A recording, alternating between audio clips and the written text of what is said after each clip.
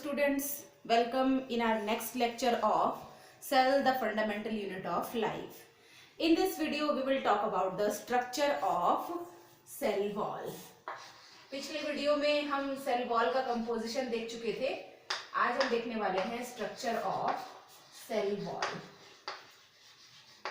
ठीक है, पिछले वीडियो में हमने देखा था सेल वॉल का जो फॉर्मेशन है वो साइटोकाइनेसिस के टाइम पर होता है. ठीक है, सेल डिवीजन की जो साइटोकाइनेसिस मेथड है हमारे पास ना, न्यूक्लियस के डिवीजन के बाद साइटोप्लाज्म का डिवीजन होता है और उसी टाइम पर सेल प्लेट का फॉर्मेशन होता है और सेल वॉल फॉर्म होती है. ठीक है, तो किस तरह से इसका फॉर्मेशन होता है हमें देखना है, साथ ही साथ हम स्ट्रक्चर भी देखते जाएंगे. सबसे पहले हमारे पास जो फॉर्म होती है दैट इज मिडिल लैमेला. ठीक है, जब दो सेल डिवाइड होती है, ये है हमारे पास cell A and this is the cell B. ठीक है, इन दोनों के बीच में न्यूक्लियस डिवाइड हो चुका है. एक न्यूक्लियस इधर की साइड है, एक न्यूक्लियस इधर की साइड है. ठीक है, मैं इसको ड्रॉ नहीं करती हूँ. अब हमारे पास क्या होगा, सेल का डिवीजन होगा. आप इधर देखिए शॉर्टली, ये मेरे पास एक प्लांट सेल है. इस प्लांट सेल में न्यूक्लियस डिवाइड हो चुका है. अब यहाँ पे क्या होती है, सेल प्लेट फॉर्मेशन, और ये सेल प्लेट ही सेल वॉल बनाती है ताकि सेल्स जो है वो डिवाइड हो सके, उसका साइटोप्लाज्म डिवाइड हो जाए और एक से दो सेल हमारे पास बन जाए. ठीक है, तो यहाँ पे सबसे पहले जो लेयर बनती है, this layer is called as middle lamella. ये लेयर दोनों सेल्स के बीच में बाइंडिंग का काम करती है. इस मिडिल लैमेला ना, यहाँ पे ग्लूइश सब्सटेंस प्रेजेंट होता है जो दोनों सेल्स को आपस में बाइंड करके रखता है. क्लियर. इसके बाद ए सेल के साइटोप्लाज्म में प्रेजेंट हेमीसेल्यूलोज फाइबर्स और बी सेल के साइटोप्लाज्म में प्रेजेंट हेमीसेल्यूलोज फाइबर्स इस मिडिल लैमेला के पास में डिपॉजिट होना स्टार्ट कर देते हैं और हमारे पास फॉर्म करते हैं प्राइमरी सेल वॉल. ना, this is the primary cell wall for a cell and this is the primary cell wall for B cell. Clear? It is primary cell wall. In this primary cell wall, more amount of hemicellulose and less amount of cellulose is present. ठीक है, primary cell wall में कौन है, ज्यादा amount में है hemicellulose, HC for hemicellulose, and less amount of cellulose is there. हमारे पास जो मेरिस्टेमेटिक टिश्यूज होते हैं, इन meristematic tissues only the primary cell wall is present. Clear? Meristematic tissues means the growing tissues of the plant, now which have the living cells. In meristematic tissues में सिर्फ primary cell wall present होती है. Now this is for A cell and this is for B cell. After the formation of primary cell wall, when the tissue gets permanent, ठीक है, हमें पता है meristematic tissues से ही परमानेंट टिश्यूज का formation होता है और जब टिश्यूज परमानेंट होते हैं तो उनमें सेकेंडरी सेल वॉल का फॉर्मेशन स्टार्ट हो जाता है. तो यहां पर फॉर्म होती है secondary cell wall. This secondary cell wall is three layered structure. Secondary cell wall. इसमें 3 layers present होती है and these 3 layers are named as S1, S2 and S3. ठीक है, तो हम यहाँ पे layers बनाते हैं. This is S1 layer, this is S2, this is S3. Same, this is S1, S2 and S3. These 3 are for A cell. Same ऐसा ही हमें B cell में देखने को मिलेगा. 1, S2 and S3. S1, S2 and S3.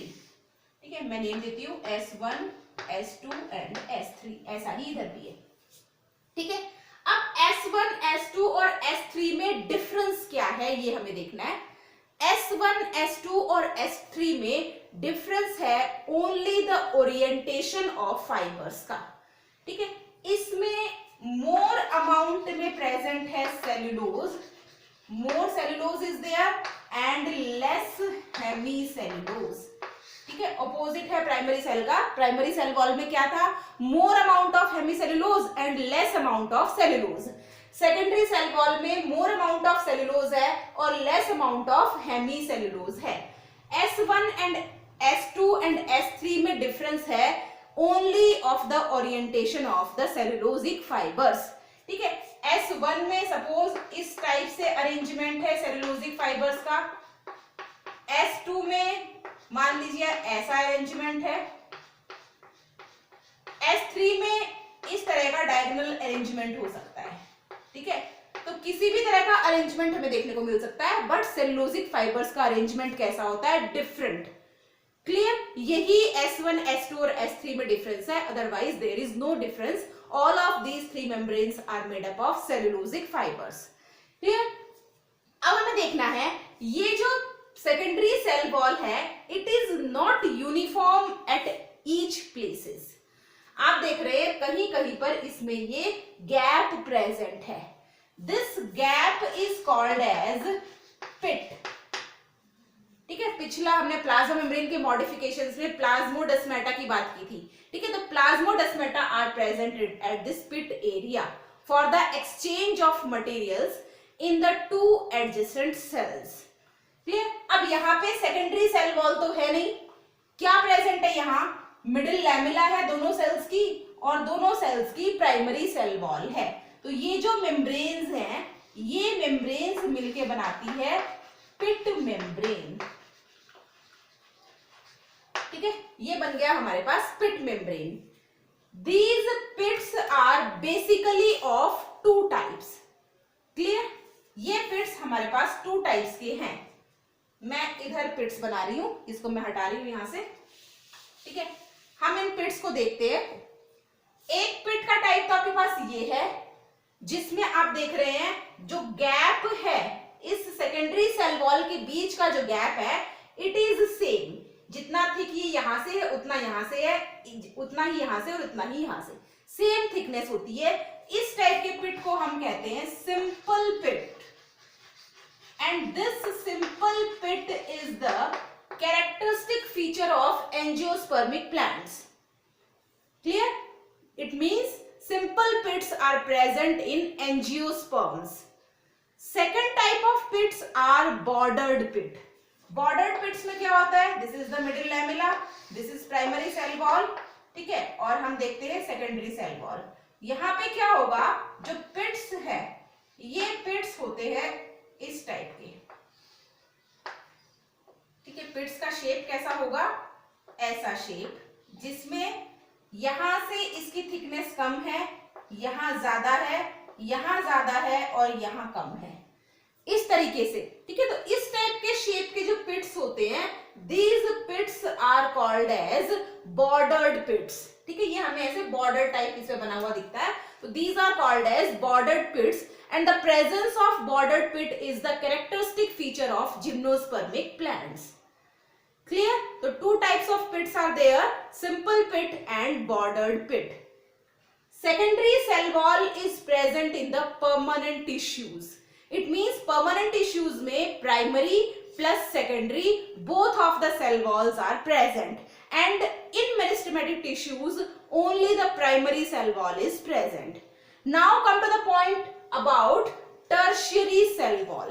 ठीक है, हमने देखा है सेल वॉल में सेल्यूलोज और हेमीसेल्यूलोज के अलावा कुछ एक्स्ट्रा सब्सटेंसेस का डिपोजिशन भी देखने को मिलता है, like cutin, pectin, suberin, lignin. इन सब्सटेंसेस का डिपोजिशन जब सेल्स में होना स्टार्ट हो जाता है तो हमारे पास फॉर्म होती है टर्शियरी सेल वॉल। इस तरीके से ये हर जगह से यूनिफॉर्म नहीं होती है। ठीक है, तो इस तरीके से हमारे पास जो अगली लेयर बनेगी, अगली सेल वॉल होगी, दैट इज सेल वॉल। ये कुछ स्पेशल टिश्यूज में ही प्रेजेंट होती है, सब में नहीं होती है। स्पेशल टिश्यूज में क्यूटीन, सुबेरिन या लिग्निन के डिपोजिशन से इस सेल वॉल का फॉर्मेशन होता है। क्लियर? ये यूनिफॉर्म नहीं है हर जगह से, क्योंकि cutin, suberin and lignin substances are impervious to water.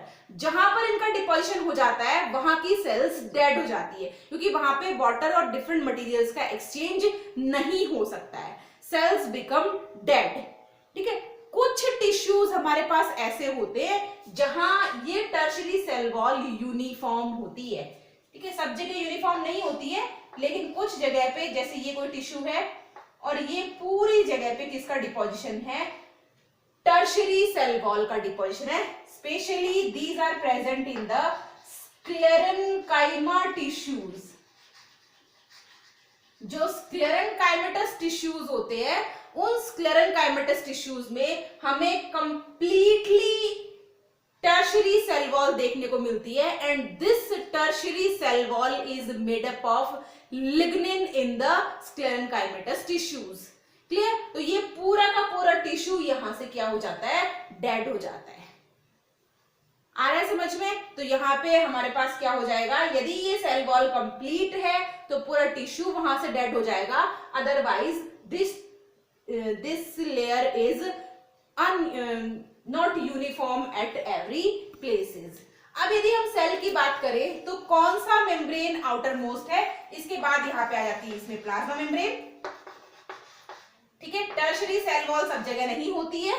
ठीक है, इसके बाद आ गई प्लाज्मा मेम्ब्रेन। यदि हम सेल ए की बात करें तो outer most layer is primary cell wall, क्योंकि सबसे पहले प्राइमरी सेल वॉल का फॉर्मेशन हुआ है, तो आउटर मोस्ट लेयर कौन है, primary cell wall. The inner most layer is secondary cell wall, क्योंकि टर्शरी सेल वॉल तो हर टिश्यूज में प्रेजेंट नहीं होती है, जिनमें प्रेजेंट होगी वहां टर्शरी सेल वॉल हो जाएगी, और जिसमें नहीं होती है वहां पे secondary cell wall. Which type of secondary cell wall? S3 type of secondary cell wall is the innermost layer, and the primary cell wall is the outermost layer. ठीक है, तो ये हो गया हमारे पास सेल वॉल के स्ट्रक्चर के बारे में, किस तरह से सेल वॉल में सेलुलोजिक फाइबर्स का अरेंजमेंट होता है और सेल्स कैसे हमारे पास डिवाइड हो जाती है। क्लियर?